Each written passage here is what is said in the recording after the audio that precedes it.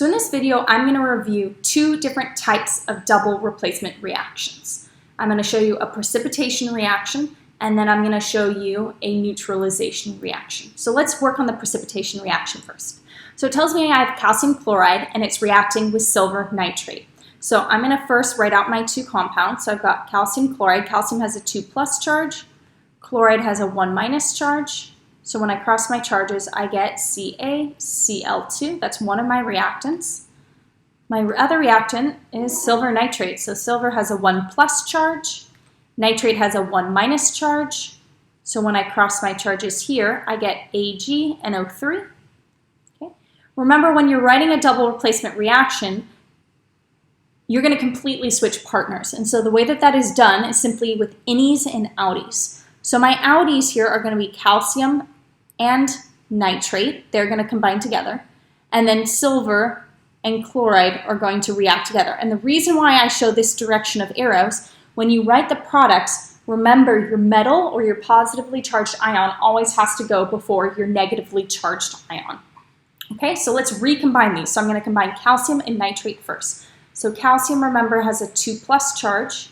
Nitrate has a 1- charge. Okay, so when I cross my charges, I get Ca in parentheses, NO3, close my parentheses, 2. My other product is going to be silver and chlorine. Okay, so silver has a 1+ charge, chlorine has a 1- charge. A lot of people get tripped up by the fact that there's a 2 here for chlorine and they want to include it in the formula for silver chloride. Please don't. We will deal with the fact that there's a 2 there in just a second when we deal with balancing. So when I cross my charges, I get just AgCl. All right, now I need to balance. So yes, there are 2 chlorines. So I'm going to put a 2 in front of AgCl. And now there are 2 silvers. So I'm going to put 2 in front of AgNO3. There are 2 nitrates there and 2 nitrates on my product side. I am now balanced. My next step, so this is my complete reaction.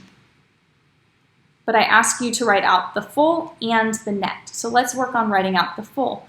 To write out the full ionic equation or reaction, I need to break up any compounds that are soluble in solution. So what I do, I'm going to look at calcium chloride first. So I look at my solubility rule, I look at chloride, and I see that chlorides are mostly soluble except when they're with silver, mercury, or lead. Well, calcium is not one of those exceptions, so this is going to be soluble. Then I look at my nitrate rule. Nitrates are always soluble. There is no exception, so I'm going to put soluble here. Then calcium nitrate.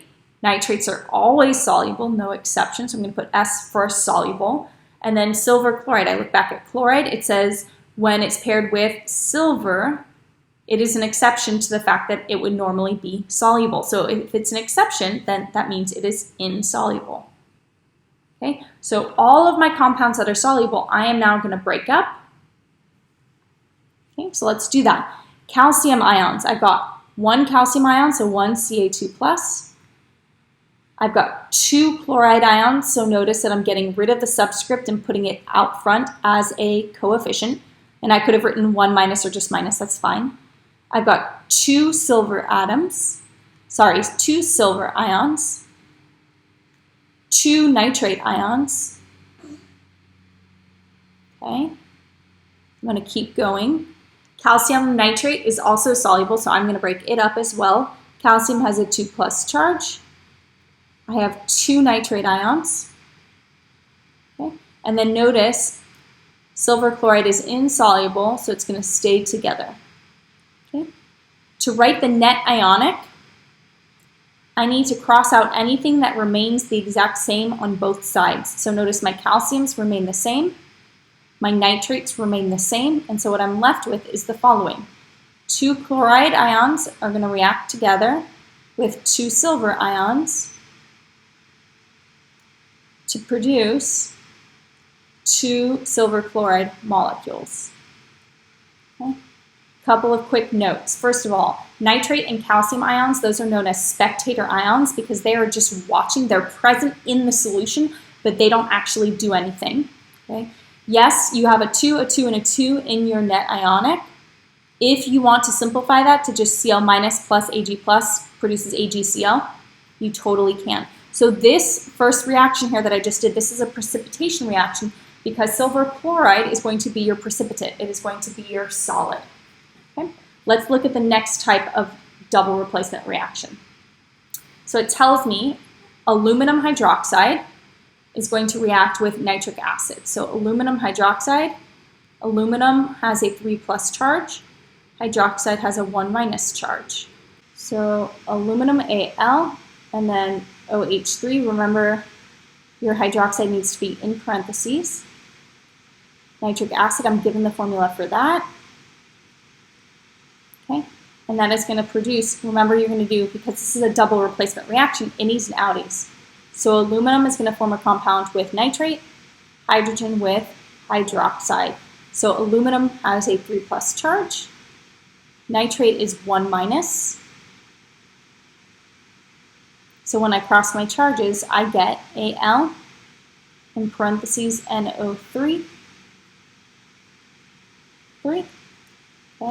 And then when I combine hydrogen with hydroxide, hydrogen is +1, hydroxide is -1. So that will just become HOH, or better stated, H2O.